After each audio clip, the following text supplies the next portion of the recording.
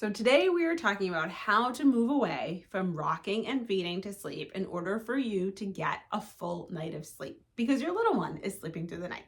So if we haven't met before, hi, I'm Jensine. I'm a certified pediatric sleep consultant. I have a master's degree in early childhood development. I'm a mom of 3, and I help families just like yours take the real sleep science and actual real life strategies to pair them together to get you the sleep that you all deserve. So one of my biggest things that I always tell families, the first thing that we have to focus on if your child is not sleeping through the night is to look at their bedtime routine and how they are initially falling asleep. Because if your child needs a lot of support in order to initially fall asleep at bedtime, they are going to need that same support each and every time they wake up at the end of a sleep cycle. Every single person wakes up at night, but us as adults, if we have good sleep skills, we can easily get back to sleep. We roll over, we fluff our pillow, we adjust the blanket, grab it back from our spouse, and go back to sleep. We might not even register it sometimes every time that we wake up. But our little ones, if they need a lot of support to initially fall asleep, every time they come back up to that light stage of sleep, they need that same support. They need that same rocking. They need that same feeding. So the goal is to help them move away from it at bedtime so they know exactly what to do in the middle of the night without actually needing your support. So the first thing that you're going to focus on is moving away from how they actually are falling asleep and to falling asleep independently. This does not mean that you don't want to feed your baby before bedtime routine. This does not mean that you don't want to rock your baby. You can never rock them again as part of your bedtime routine. But we want to have something in between that feeding and or rocking and actually putting them into the crib. We want to make sure that that feed is for nutrition. It is a full actual feed to make sure that they are not hungry overnight. And the rocking can really still be a beautiful part of your bedtime routine. It can really build that bond, build that closeness, get that snuggle in, but we don't want the purpose of it to be to get your child to sleep. You want to be something that's like a little added bonus, a little part of your routine, but not the end all be all, that without that part, they could not fall asleep. Because that means that you are probably one of the only people that can get your little one to sleep. It's going to be different with a spouse or with a grandparent or with a babysitter or with a family member because their lap is not going to feel the same. They're not going to be able to get into that exact same position. So we want your child to feel as comfortable as possible and have those skills internally to be able to get to sleep, and it's not so dependent on you in order to be doing the work for them. So the second thing is that a lot of families will try to do a whole overhaul at once.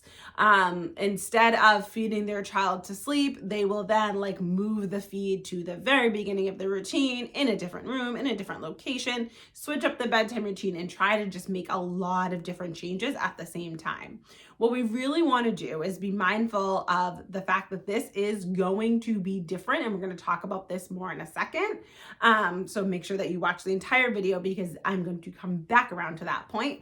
But what we really want to focus on is that we don't want to have a complete overhaul. Yes, we want to begin with the end in mind if you're going to be doing any formal sleep training, but we also want it to be that your child isn't thrown into a tailspin and they're going from co-sleeping next to you to all of a sudden a very, very different, you just put them into a crib, into a room they've never been in, walk out and expect them to be able to learn how to fall asleep on their own. There has to be some adjustment period for them so that they can figure it out. So if your child is feeding to sleep, then there are very small adjustments that we can make in order for them to no longer feed to sleep without completely throwing off your entire bedtime routine. So if you're interested in more support on exactly how to do that in a way that would be helpful for your child, all you have to do is comment below and we can chat more about what exactly that would look like.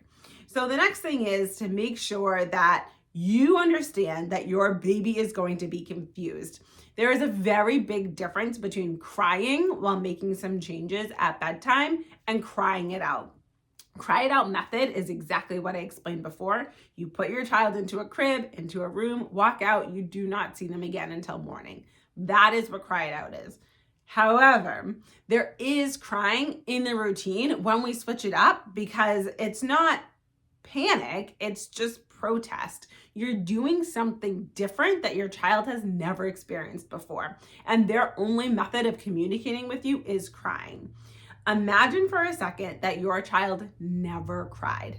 What would that even look like? I would never want that because I wouldn't know when my baby is sick, when they are tired, when they are hungry, when they are not feeling well, when something is bothering them, when they're hurt. We really want them to be able to express themselves, and that is how they express themselves. So we want them to cry, but we're also monitoring that cry to know, okay, what is this cry telling me? So if you go up to the pinned video on my page, there's going to be a link to a secret video in the description.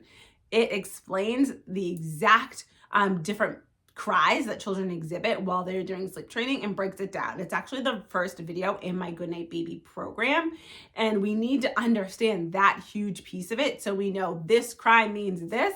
It doesn't necessarily mean that they are hurt or panicked or need my support, but there is a cry that means that they might be a little bit panicked and need your support. So you need to understand the difference between those cries and how to react according to it in order for your child to start to understand the expectation of them moving away from falling asleep feeding to being able to fall asleep more independently on their own.